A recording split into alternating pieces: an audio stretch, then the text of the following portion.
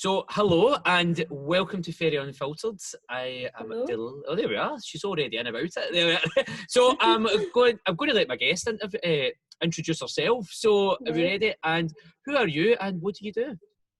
So I'm Marie Clare Martin, and I am a cake designer and I own Marie Clare Cake Design. Very nice, very nice.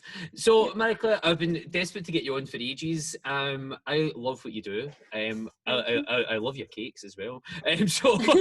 But Thanks. I just, as we were talking about earlier, I want to get you on and discuss how you've got to where you are, because everything's going amazing. Yeah. I mean, you've obviously spoke a wee bit there, but you're in like newspapers, you've been in magazines, you're getting interviewed, all that stuff. You've got your own shop. But let's talk about, how did you even get to this point? Like, what? Right, well, it was all a bit random, really. Well, when I was at school, I really loved doing home economics and art. That's the two things that I was really good at. I'm also dyslexic as well, Right, okay. which a lot of people don't know. And so that kind of meant my academic skills weren't the favourite thing for me to do. So I really kind of enjoyed home ecos and art and focused on them. So in 6th year, I was accepted into Glasgow School of Art, which is quite a prestigious university. So, but I was really torn between like the cooking side of things and the baking and art. But obviously, I had to get into this prestigious school, and I went for it. So I done textile design at Glasgow School of Art, which I didn't love, to be honest. It wasn't my favourite. It wasn't my favourite thing to do. But I met loads of nice people and I learned loads of stuff. But anyway, when I finished there, I worked in buying. I worked for International, the shop, and I hated it. Absolutely hated it. My boss, I didn't. It was like, see, The Devil Wears Prada, the movie. It was like I was Anne Hathaway, but it wasn't so glamorous. It was in Royston in Glasgow. Oh, no, not like New York then, no. No.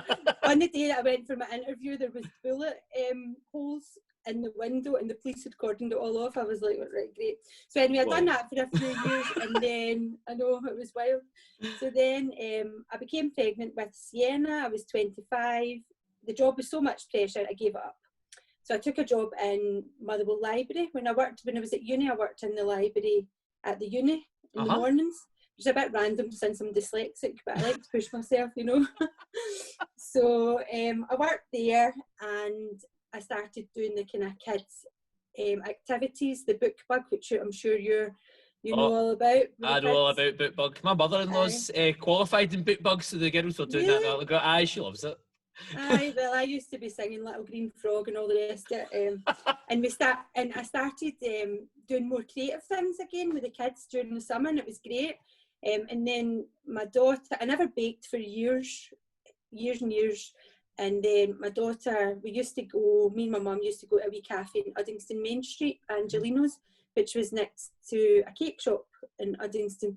And we used to go in and look at all the cakes, and Sienna wanted a Scooby-Doo van. And I said, aye, the way you do it, I will get that. So when it came round to her birthday, it was her 5th or her 6th birthday. I think it might have been her 5th birthday. My mum's like, you're going to need to buy that cake. And it was like £125. I'm like, what? I'm not paying that for a cake.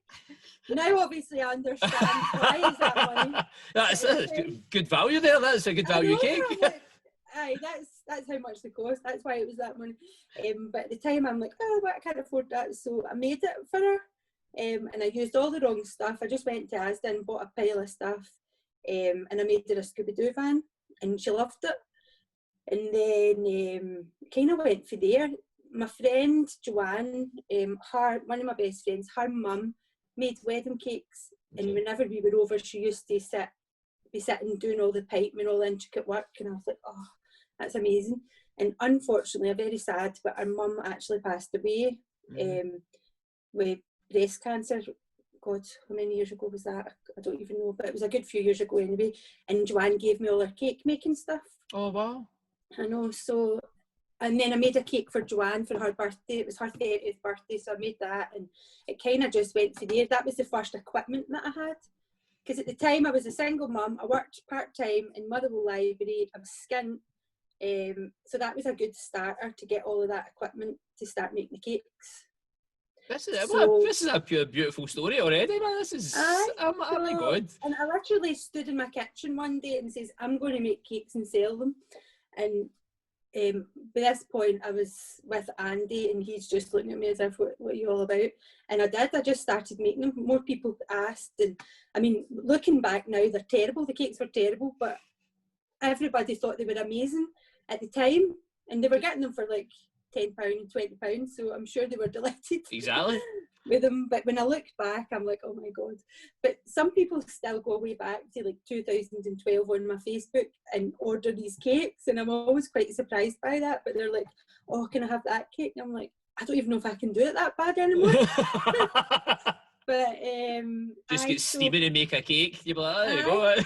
So I absolutely loved it, and I used to watch all the cake programmes on the TV. So I used to work in my wee kitchen and watching the cake programmes like Ace of Cakes and the Cake Boss and all of these ones on repeat. So I'd be standing there 12 hours. You know how some of the TV programmes just kind of repeat themselves. I'd be sitting loving it, and I just get obsessed with it really, and I just kept going and working until I was good at it really.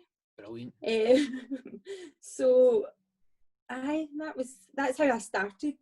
And then there was am I raffling on? Let's keep going. No, keep going, because obviously I know you from a few years back when I trained you for a wee while, and I always remember you worked with. Were you not doing like cake design? Like you did you not work for a guy doing some stuff? So that's the next part. The game changer for me was somebody had asked me. A girl I worked with in International, funnily enough, Gillian, had asked me to make a pie and beans cake.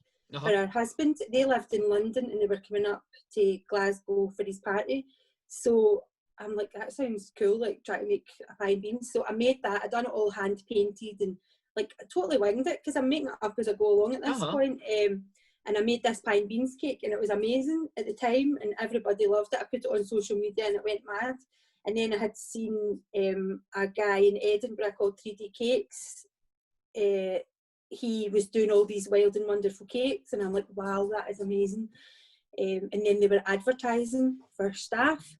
So I was like, oh my God, I'm going to apply for this, but there's no chance I'll get the job kind of thing. So I had to send in a few pictures and I sent in the pie and beans cake and a couple other ones. I can't remember what ones it was. And he got me in for a trial day. So I went away in Edinburgh and I'm like, so excited to work in this place. And when I got there, I realised that actually it wasn't as difficult, not difficult, it was like, I thought it was well above my league kind of thing to be able to work in a shop. But when I got there, I realised I could actually do the work. On the first day, I was given a cake to make. And I remember the price point was like £150 and I was pure sweating. I'm like, oh my God, I can't make a cake at £150. And I done it with ease, like it was no bother. And I came away and I can remember coming home on the train thinking I could actually work in there because I feared that I was like well out my depths kind of thing. So anyway, I worked there for a year and while I was there, they were filming. They were hoping to do like a TV programme kind of thing. So there was filming throughout the year when I was there and they were doing all these massive cakes, like an elephant standing on a ball and all of these different things. But anyway, so that working there, I met loads of lovely people as well, friends that I'm still in contact with. So I learned a lot from there and it gave me the confidence to know that I was able to create these cakes and charge for my worth kind of thing. And then that's when I started my own business, just after that in 2015. Wow. Then, oh, sorry. No, so you went from the 3D cake place and then did you just start like cutting down your hours and then just start building up your own? No, I worked 19 hours in the library at the time and they were really good and let me condense. I used to work Monday to Friday, a couple of hours a day. They let me condense my hours to Monday, Tuesday, Wednesday. Right, okay. So I worked 3D Cakes Thursday, Friday, and then sometimes on a Saturday. So it kind of worked out well. I worked full time. So I started off, I was still in the library while I had my big unit, which is just round the back of where you live. Aye, I remember that. The business centre, it was massive and an absolute fortune to run. And I just jumped in there and I'm like, aye, I'll do it, I'll be able to do it, kind of thing. And I remember, so I then gave up my job in the library. No, I took a year's career break, that's what I done. I took a career break for a year, and I worked in my unit. And I remember sitting down with my accountant, who's been brilliant in the whole process of my business, and he's saying to me, like, you'll need to at least make £900 a week to run this place. And I'm like that. I was like charging £30 a cake at this point and thinking, how the hell am I going to do this? And it was December time that I got the lease, and I remember moving into, it was February and the wedding show was coming up. I was like, I need to do wedding cakes. There's no way I can pay this rent and make a profit. So I signed up for the wedding show at the SEC, the big wedding show, and I just went there and I was totally out my depth again, and I got 17 orders that first show. I went with owls and all sorts of random cakes, and I just went wild. I remember the week of it, I phoned one of my cake friends and I'm like, have you got any sugar flowers? Like, that's not my expertise at this point. I'm panicking. She says, look, do what you're good at. Don't do stuff that you can't do. That's true. And I was like, well, I'm good at making owls and doing stuff like that. So I done it, and I went, and it just went mad. I got 17 orders. See these cakes that you've got in your window and you take to the wedding shows? I mean, is that cake, or is that, how do you do that? Like, right, what is that? Underneath those cakes, it's polystyrene cake dummies, it's called.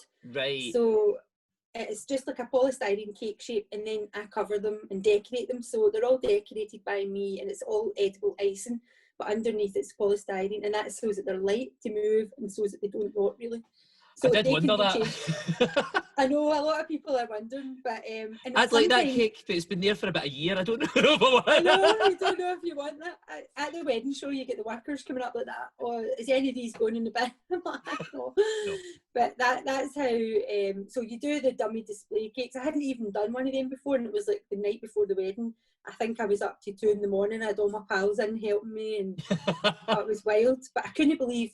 In fact, there was a big tree getting cut down outside it, because obviously you need a display and stuff outside my unit. And I'm like, I'm going to do like an enchanted forest theme. The guy gave me all the tree stubs, and poor Andy had to take them all into the SEC and set it up. And I had like strobe lights and all this. It was mental. Everybody else was there with their gorgeous white flowered wedding cakes and sparkly lights, and I turn up with half a tree and owls. But it worked. It worked. Definitely. It stands out though. That's the amazing thing. It definitely, even with your shop window, you stop and you look at it and you're like, my God, that's brilliant. So the wedding shows, they are crazy. The wedding show is where I get the majority of my wedding cake orders. Right. So this year I was fully booked with wedding cakes, but obviously with Corona, they've all moved to next year. So that has been really great. But also word of mouth, really. I've never done any proper advertising at all. It's just been word of mouth and putting stuff on social media, like photographs and photographs of the cake. And plus, if you do a cake and it goes to a wedding, there's say 150 people there going to eat it, going to see it. That speaks for itself, kind of thing. And then as well, obviously, I'd done the Sunday Mail for 2 years. I was the official baking columnist for the Sunday Mail. I was dyslexic me. I know. So I had done a cake for the editor in the Sunday Mail. Made a cake. Again, it was a pie cake, because apparently he used to love pies. So it's all coming back to this pie cake again, and they'd seen the pie cake. So they got a pie cake, Scotch pie, and then with a newspaper printout, you can get edible prints. And we done the people in the Sunday Mail done like a story about him and all that. So I done that, and then they contacted me to see if I'd be interested in doing the baking column. Brilliant! And, what an opportunity that was. I know. So I went in for the interview, and I couldn't believe it that I got the job. So I had to write 200 words a week, and like do a bake, obviously, and as well, obviously, dyslexic again. That was a big stress for me. I was really worried about doing that, because although I've got the ideas and the capability, putting it into putting something down in paper is difficult for me. Did you have a hand with that? Did you just do it yourself? Did you get a bit of a hand? My brother helped me. I used to email it to him and he would correct it basically and send it back to me. But Fantastic. then, after a while, he's a journalist. He does like the journalism for the MMA. Is it MMA? You know, that cage fighting? Yeah. He does that. It's probably not, that's what it's called, but something like that. You get Bellator and stuff like that. So he corrected it. But then it turned out I was late for my, handed it in one day, and my editor, Mickey McMonigal, he was daft. He was going off his head, and I was like, oh, I've sent it to my brother. He's like, why are you sending it to your brother? And I said, look, I'm dyslexic and I don't like sending it to you. But it turned out that he was quite used to dyslexic, one of his family members was severely dyslexic. So I ended up just sending it straight to him and he corrected it all and thingied, and that was great. Brilliant. So from that, I got a bit of notoriety really, and I got other opportunities, and so it just all kind of fell into place. You've obviously changed your name. Obviously, you're now Marie Clare Cake. What was your original cake name? I was originally MC Jammer. I love that. Do you know, I would have kept MC Jammer because it just represents me. I don't take things too seriously. I'm not one of these posh wedding designers, you know. But when I went to Business Gateway, they told me that I hadn't to be MC Jammer. Which is rubbish. I know. I love your own name. I think that's great, and it looks amazing with your brand, and that looks brilliant. But that always sticks in my head. When I think you told me that years ago, and I was like, that is class. I know. Because at school, obviously, my initials was MCH, Marie Clare Heffernan, so I used to get called Hammer or MC Hammer. I still get called that, Hammer, sometimes. And I loved it, and it was great. It was Andy, my husband, that actually came up with that, MC Jammer. And I would have kept it. I wish I did keep it, and I wonder how things would have been if I did keep it, because most of my cakes are quite random, really. So I think it goes with the designs that I do. But what's the most random cake you say you would ever done? The most random cake was an ugly foot. Yeah. It wasn't a wedding cake, it was a birthday cake, and it was for a girl I know, Laura. It was for her uncle, and he had a really ugly toe apparently. So I had to make this cake with a big fusty ugly toe with nail disease on it and all of this stuff. So after that, Sienna, my daughter, did not eat cake, has probably not really eaten it since. I gave her the book. That is so. What's it like? What would you say is when you're baking? What is your worst type of flavour to make? You know how you've got all these honey and roll and all these. What's the one that, see if somebody asks for that, you're like, oh, away you go. Or what's your favourite? So what would you say is the one that you think? So the worst one is red velvet. Oh, really? Red velvet cake. Aye. Why is that? It's a very American cake. It's not got any specific flavour to it. It's like a cake that's got a little bit of cocoa powder in it, loads of red food colouring, and it's just, for me, it's a kind of medium. It's got no good flavour off it, really. Right. It's more of a fad. Oh. That's what I think. But loads of people love it. It's not something that I would choose. I've tried loads of recipes, and Delia Smith doesn't have a recipe. If Delia Smith doesn't have a recipe, there's a reason. Because if there's ever an emergency recipe to have made, it would I turn to Delia for any kind of unusual cakes that I need to do last minute without trying.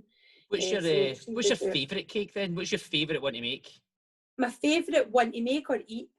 Oh, well, we could go with both of them then. You've intrigued me now. Right. My favourite one to eat is carrot cake.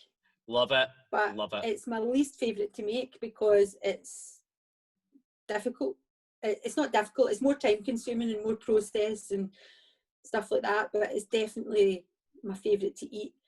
And my favourite cake to make is chocolate orange cake. That's my favourite to make because I know it tastes absolutely amazing and I eat wee bits of it and all the rest of it, which is never good. It's never good for the the old diet, but hey ho. It must be hard, but like, I mean, because even when I went into your shop with Sophia, I was just like, see, you were like, oh, pick so many cupcakes. I was like, them all. I was like, it must be really hard because they all look amazing, they all taste amazing. See, this is brilliant. So, like, you've went from that big unit. You said you had, is that when you moved to like, did you decide to sort of like streamline it and sort of go? I worked in there, and obviously it was a big pressure trying to make money in there. So I started doing classes, kids decorating classes, and so like we girls and boys would come in and decorate, make cupcake toppers and decorate toppers and stuff like that. Are you there? Can you hear me? You're there. I don't know what happened there. Everything froze. It was going dead slow. So I done cupcake decorating classes, and they went brilliant. They were really good, and as well for letting people know I was there. So there was maybe 20 kids coming for a cupcake party. Oh, amazing! And all their mums and dads, and they got to taste the cake, and they got to help make it, and I got to know a load of people through that. So over the 2 years I was in the big unit, I had maybe 2-3 parties on at the weekend. As well as all my other cake, which was really stressful. But it did give me, I got to know all my customers, which was brilliant. And even the wee girls, they still come into the shop, and they had like, there was a wee girl in the other day, and she's like, I had my party, she was now 10, and she had her fifth birthday party, which was the very first ever party I'd done, and she remembers it, and it was good, like, to have that memory for her. So I done that, and then it was just too much. It was a load. I was burnt out, and I moved round to the other shop, which was just in New Stevenston Main Street, across from the one I'm in just now. I don't know if you remember that one. Yeah. But that I was in there for 2 years, and that's where I worked on most of my wedding cakes and things like that. But it was just too small, really. And then this opportunity came to move into the bigger shop, and which I think is the best shop in New Stevenston, like its location and everything like that. That's excellent. So, and it just came at the perfect time with Corona, to be honest. And I was able to start selling my cupcakes and ice creams and diversify, really, to survive during this time. So that's the thing I loved about see the way you done it. It was like your business started to pivot a wee bit to like you said, like doing the ice cream and doing stuff like that, and because you're so well known for your cakes, you're really well established now for like quirky cakes, wedding cake, birthday cake, and the fact that you could just go into your shop and I could take my wee girl in and go, come on, we'll get cupcakes today, and it was like, it was just, I think it was brilliant. Like, I love what you said there. Like, you had to diversify during coronavirus.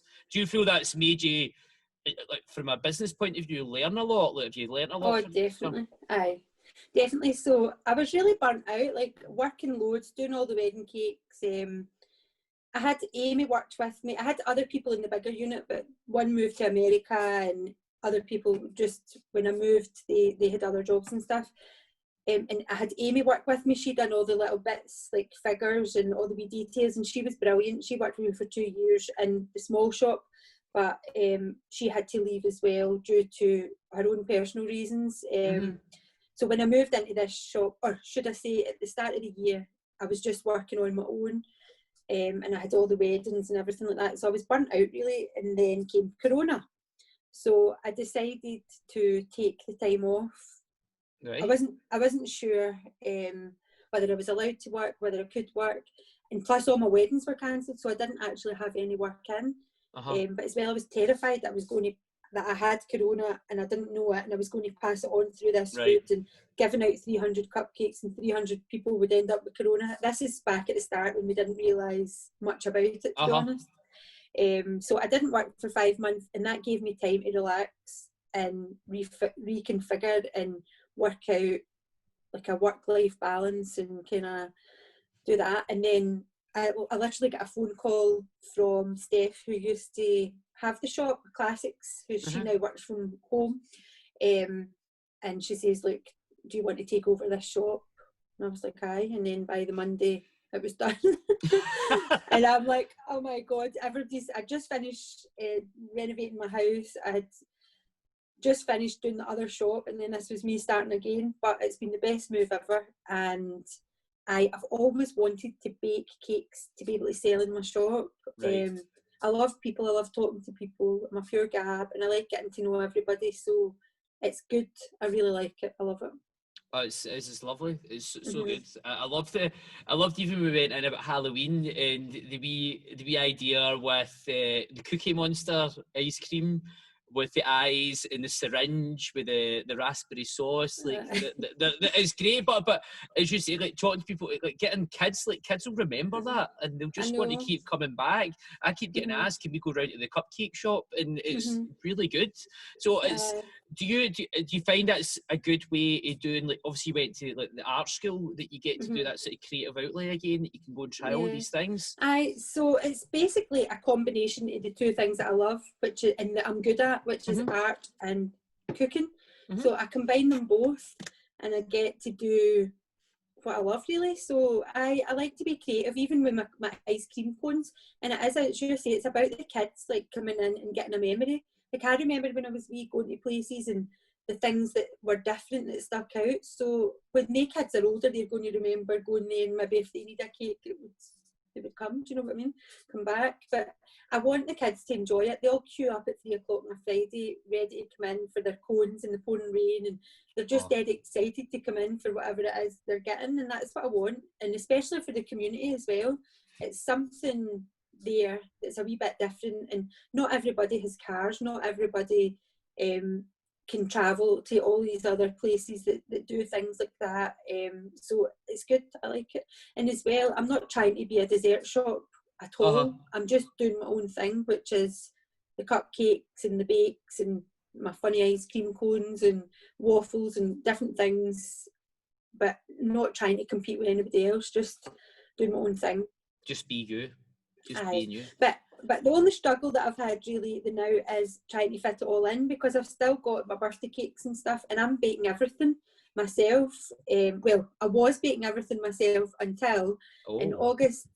In August, I got an email from Mrs. Lynch, who was my home economics teacher at school. Right. And she's followed me on Instagram, and I've kept in contact with her, and I've met her at wedding shows and stuff. And she was telling me she's retiring.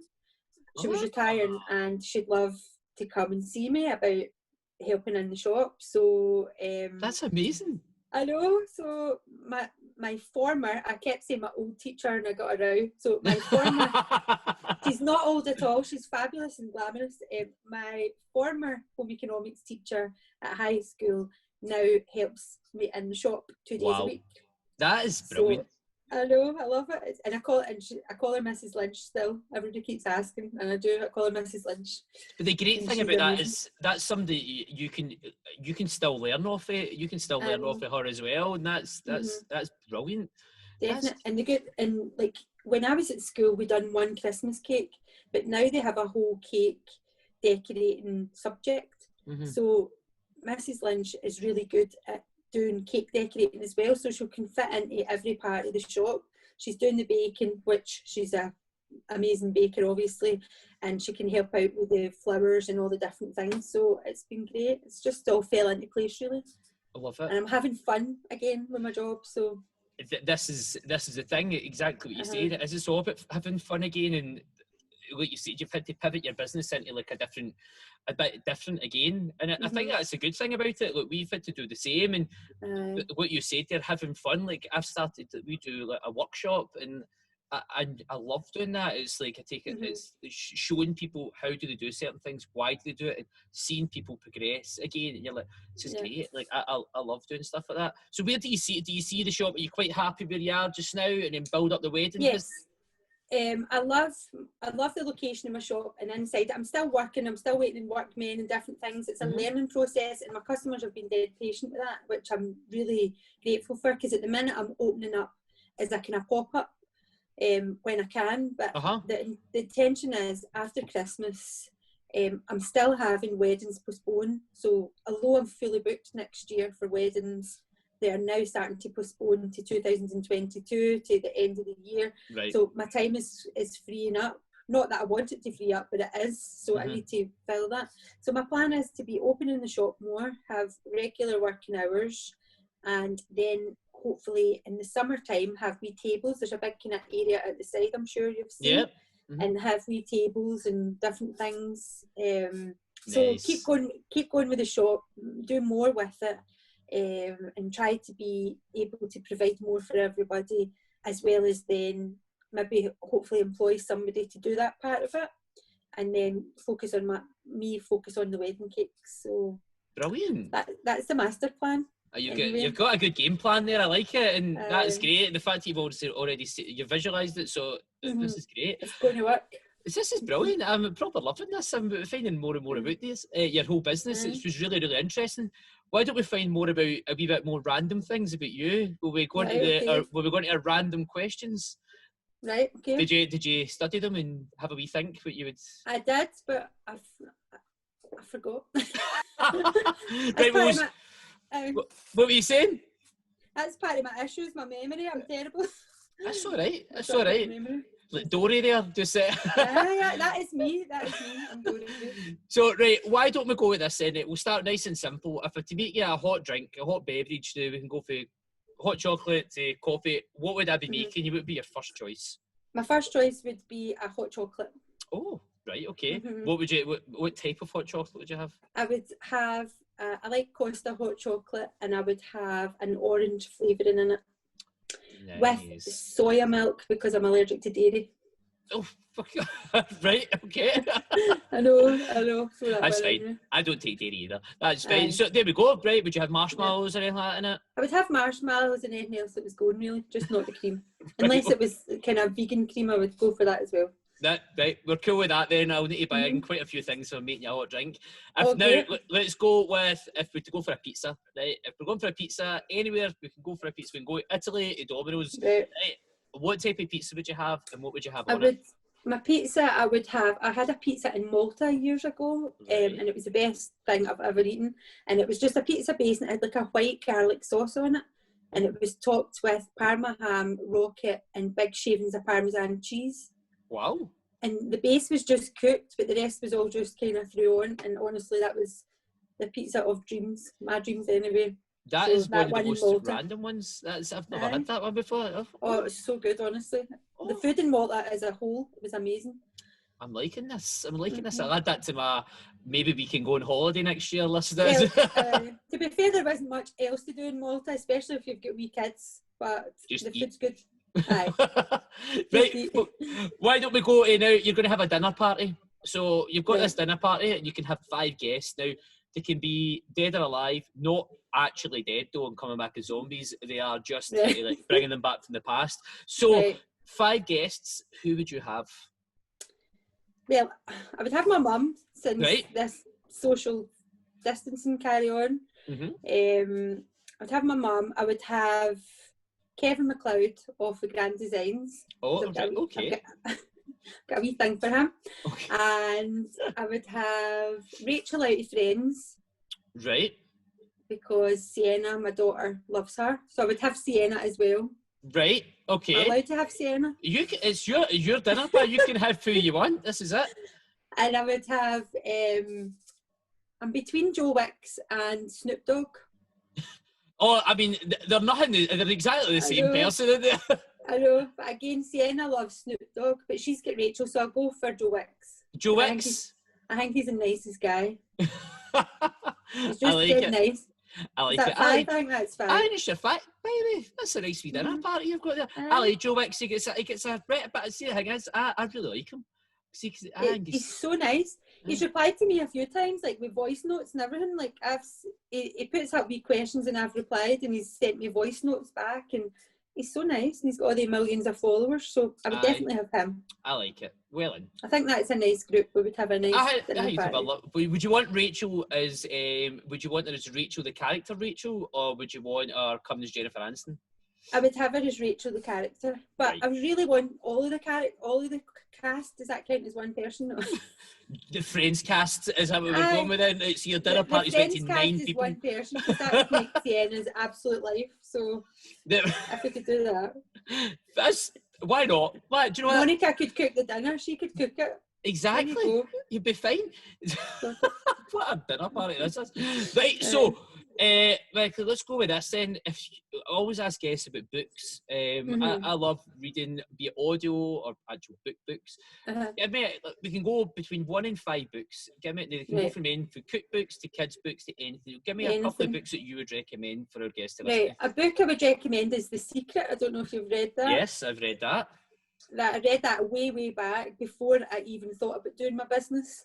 And I attribute that to quite a lot of my success in business, is just kind of putting the actions for that into place. Yep. So that one, Memoirs of a Geisha, is a book that's a kind of true story about geishas, obviously, in Japan. And when I read it, I just absolutely loved visual. Obviously, I'm a visual thinker, so when I was reading it, it gave me an idea of Japan, and I don't know, I just absolutely loved that book. So that was a good book.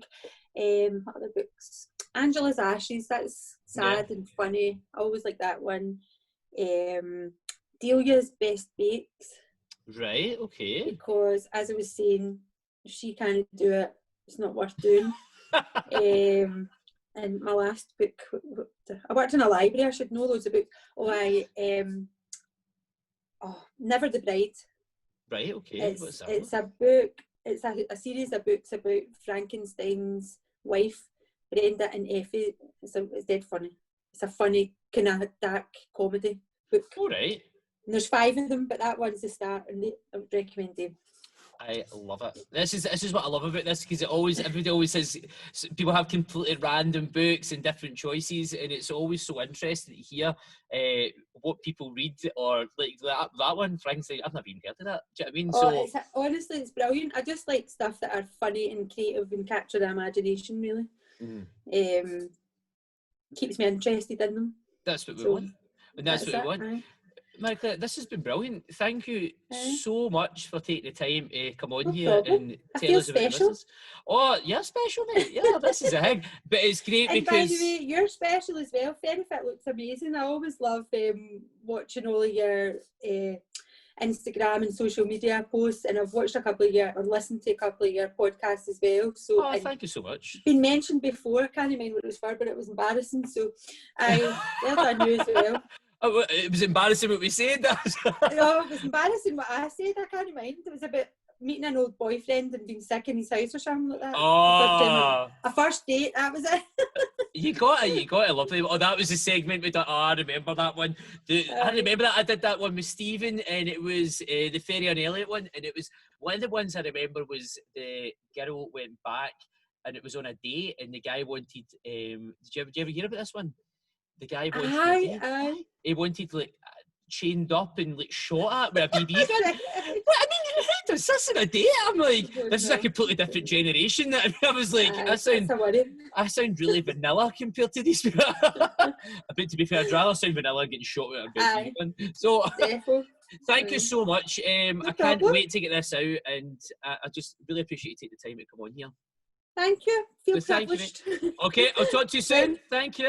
Bye.